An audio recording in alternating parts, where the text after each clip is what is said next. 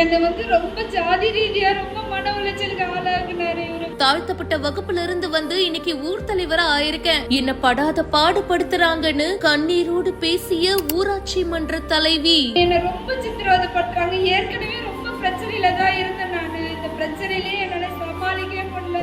Court case தான் போயிட்டு இருக்கேன் தவிர மக்களுக்கு என்னால நிறைய வேலை செய்ய முடியல. என்ன படாத பாடுபடுத்துறாங்கன்னு கண்ணீரோடு பேசிய ஊராட்சி மன்ற தலைவி. ஜாதி ரீதியா என்ன இன்சல்ட் பண்றாரு.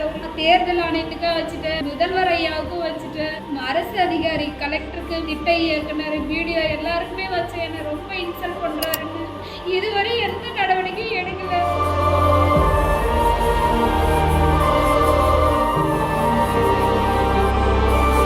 ராணிப்பேட்டை அடுத்த நவலாக் ஊராட்சி மன்ற தலைவியா சரஸ்வதி குமார் அப்படின்றவங்க மக்களால தேர்ந்தெடுக்கப்பட்டிருக்காங்க.